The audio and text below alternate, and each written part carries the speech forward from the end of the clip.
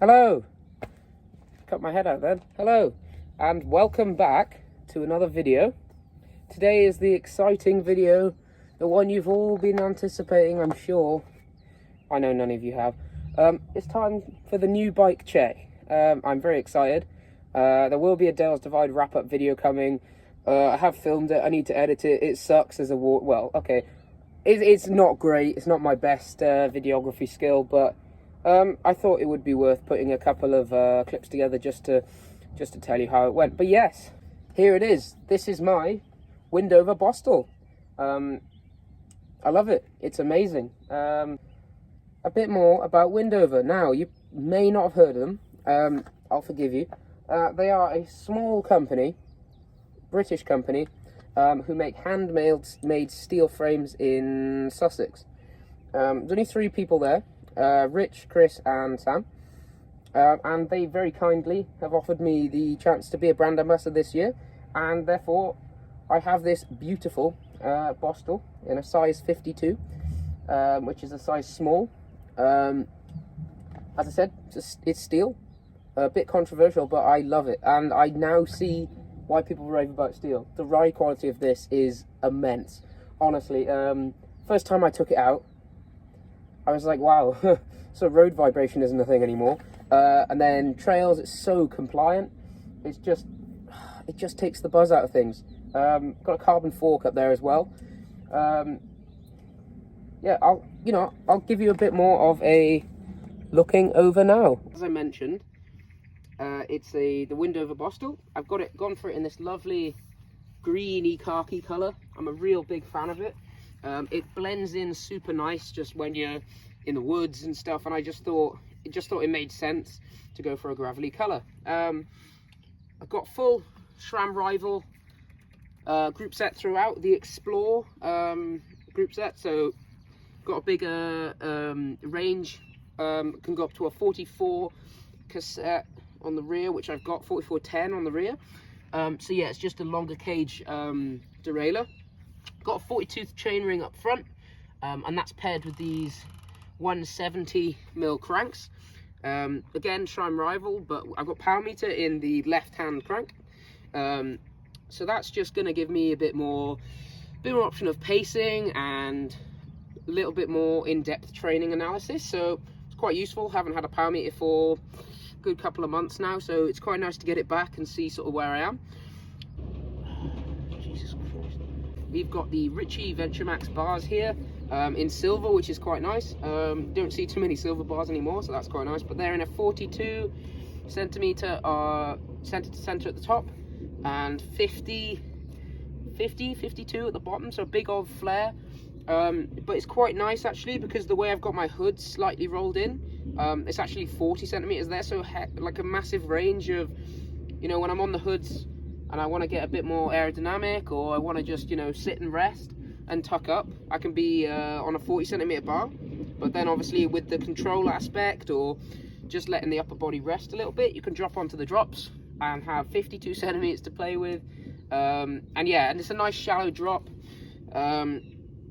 which again just makes you're not reaching so far, because as you can see, there's a relatively aggressive position on here as gravel bikes go. I've got a pretty chunky 120mm stem, data stem, so that's relatively chunky, and that's just because I asked the guys at Windover if it would be possible as go smaller frame, slightly longer stem, bit lower as well. Coming from the road racing background, I do prefer to have a lower front end, and we're discussing with those guys, they said that the 54 centimeter frame does have a higher front end, so hence why I've gone for a smaller frame and longer stem.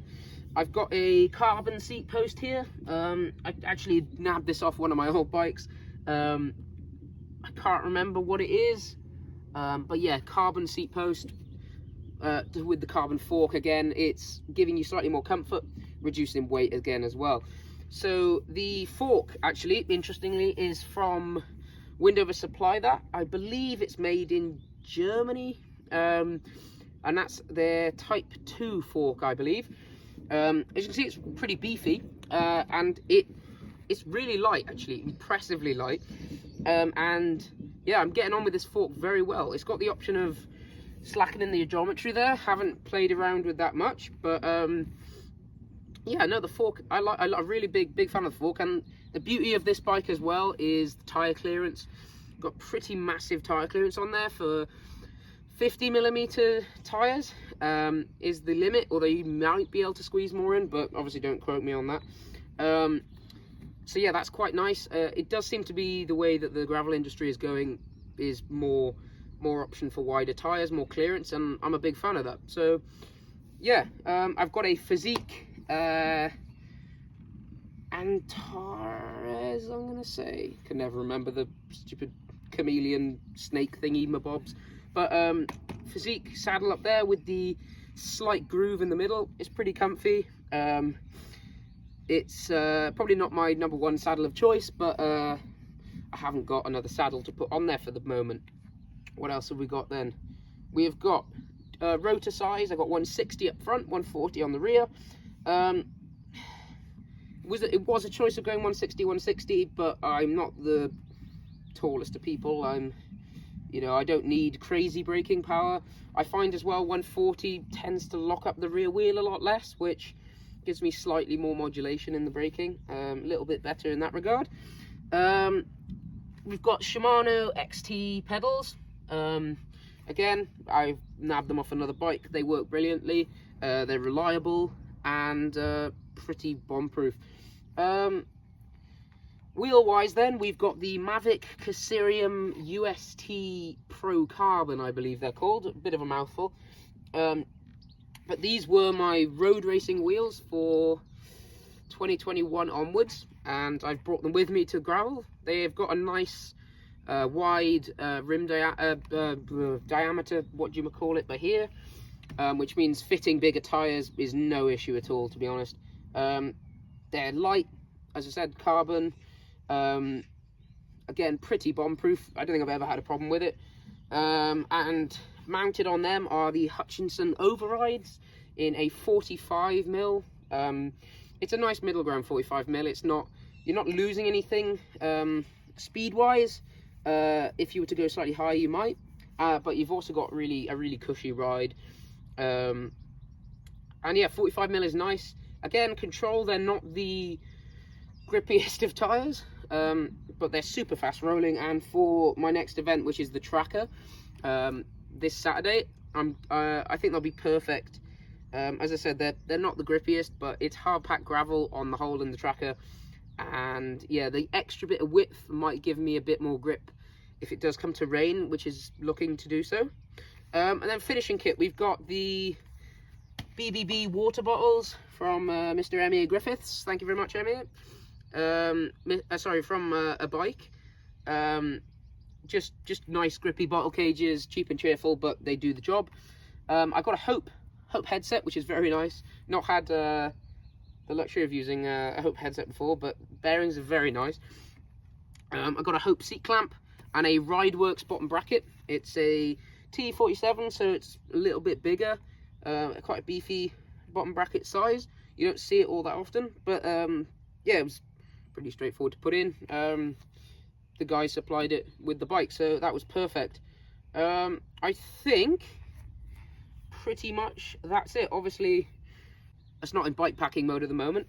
When it's in bike packing mode, you know, there's going to be a lot of tail fin stuff on here. You know, loads of mounting points on this bike, which I'm really pleased with. And yeah, I just can't get over how lovely it is. Another thing, weight. This beast comes in an impressive 10 kilos. I'm to be honest, 10 kilos is really up there with you know, you're not going to be getting a huge weight saving from a carbon bike. You might get a kilo, but the ride quality on this thing, it just rips, honestly. And again, I've heard people say steel is sluggish, but this one isn't. It's not at all. You know, well, today I've been putting power through the pedals. I've been hitting some sprints, well over 1,000 watts, and yeah, it goes. To be honest, I'm super impressed. I don't know if you could tell, but yeah, this thing just rips. But yeah, so this is the Windover Bostal that I'm going to be racing in the Tracker on Saturday. I'm going to be racing it in the Gralach. UCI Gravel World Cup. I'm going to be racing it in Migration Gravel Race. And I'm going to be racing it in Evolution Gravel Race. And then you're going to see this thing a lot on bikepacking trips. So yeah, I can't thank the guys at Windover enough. I'm incredibly grateful. I can't wait to see where this bike and this company we can go with it. Really, yeah, I can't wait to get stuck in. Hopefully you'll see more Windovers in the future. But yeah, thanks guys. I will catch you in a bit. Stay tuned. I'll try and make some more videos. And yeah, check out the Dales Divide video coming soon.